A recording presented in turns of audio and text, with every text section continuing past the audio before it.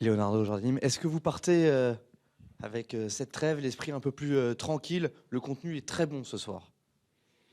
Non, je pense que nous fait un match positif. Nous essayons de maîtriser les matchs. Nous avons créé beaucoup de situations offensives.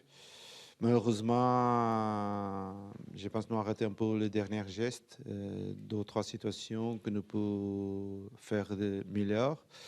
Mais comme ça, nous faire plus de buts pour augmenter le score. Mais je pense que le match se termine avec une victoire très méritée de Monaco. C'est l'équipe qui essayait de jouer plus. Bien sûr que l'adversaire, une fois ou l'autre, essayait de sortir une transition. Mais je pense que la victoire, c'est très mérité. Le point positif du soir, vous ne prenez pas de but. C'était un des objectifs. Oui, tous les matchs, l'objectif n'est pas prendre de but et faire marquer le maximum. Ça n'a pas marché à chaque fois depuis le début de la saison. Ouais, bien sûr. Mais chez nous, aujourd'hui, je pense que, bien sûr, nous n'avons pas pris des buts, nous avons marqué seulement un. Mais je nous ai crié beaucoup. Si nous sommes plus efficaces dans les derniers gestes, je pense que nous pouvons parler ici des 3-4-0. Et aujourd'hui, nous n'sommes pas restés capables de réaliser les buts avec beaucoup de fois que nous essayions de frapper à la cage adversaire. Il y a donc beaucoup de marge de progression pour aller encore plus haut. Bien sûr, l'équipe progresse. Nous sommes petit à petit plus en forme. Les joueurs, maintenant, les internationaux vont sortir. Les autres vont rester ici à travailler ensemble. Et pour préparer déjà les prochains matchs. Islam Slimani, très bon retour. Golovin, très bien adapté dans ce système. Ça vous fait plaisir en tant qu'entraîneur? Oui, bien sûr, les joueurs connaissent bien le système, les idées.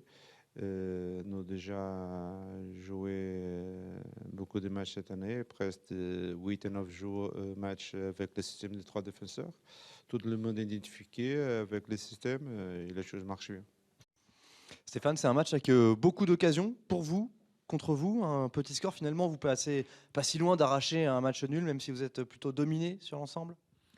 Ouais, on a des périodes un peu creuses, on a subi, notamment en première mi-temps, je pense qu'on s'est beaucoup ouvert.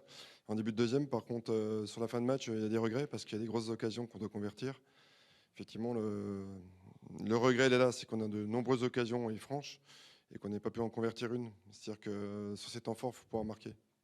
Vous le savez, hein, comme la semaine passée, contre les grandes équipes, il faut avoir du réalisme défensif. Vous l'avez eu ce soir, il a manqué le réalisme offensif.